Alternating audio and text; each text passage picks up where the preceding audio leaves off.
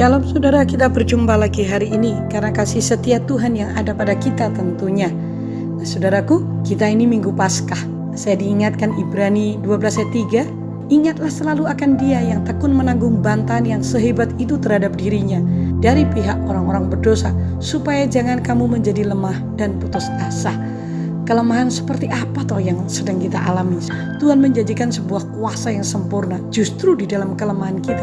Sebab itu, alih-alih kelemahan itu dan situasi buruk yang sedang terjadi, bukankah sebenarnya kita bisa bersyukur karena Tuhan itu tidak menunjukkan rencananya yang besar melalui kelemahan kita. Nah saudara yang dikasihi Tuhan, kita harus sadar akan hal ini, bahwa kita mempunyai dan sedang menyembah Tuhan yang besar, yang tekun menanggung bantahan yang hebat yang dilontarkan kepadanya. Belajarlah memahami bahwa kehadiran Tuhan tidak ditentukan oleh seberapa baik atau buruknya kondisi kita. Kita tahu di dalam Alkitab bahwa banyak kisah orang yang memiliki kelemahan. Salah satunya adalah Raja Daud.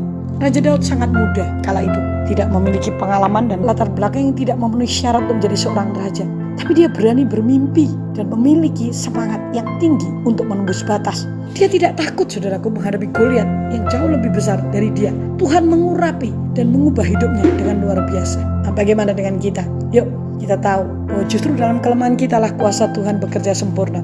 Mari belajar memandang hidup dengan cara yang paling sederhana. Belajarlah untuk tidak menyesali apapun keberadaan hidup kita, dan mengucap syukur atas kasih karunia Tuhan yang menguatkan kita hingga hari ini. Setiap orang pasti punya kelemahan. Tidak ada manusia yang sempurna. Maukah kita menembus batas kelemahan kita? Jika percaya kepada Tuhan, pasti saudara bisa menembus batas itu. Tuhan mengizinkan duri menancap dalam daging kita untuk menunjukkan kesempurnaan kuasanya. Itulah sebabnya Rasul Paulus mengutipkan, justru dalam kelemahankulah kuasa Tuhan bekerja sempurna. Karena ketika kita kuat, kita nggak bisa melihat kebesaran Tuhan. Tapi justru ketika kita lemah, di situ kita melihat kebesaran Tuhan. Saya percaya hidup saudara dan saya adalah hidup yang penuh dengan pengharapan. Jadi jangan menyerah, karena Tuhan kita adalah Tuhan yang sudah mengalami semua perbantahan dan Dia menanggung dengan setia perbantahan yang hebat yang diberikan kepada Dia oleh orang-orang Farisi, orang-orang ahli Taurat, cemoohan, caci maki, penderitaan tubuh yang sakit remuk. Kalau toh sampai hari ini saudara belum mendapatkan jawaban, jangan putus asa. Mari kita menembus batas seperti Daud. Sekalipun kecil tidak diperhitungkan, tapi dia tahu bahwa yang menyertainya lebih besar daripada masalahnya.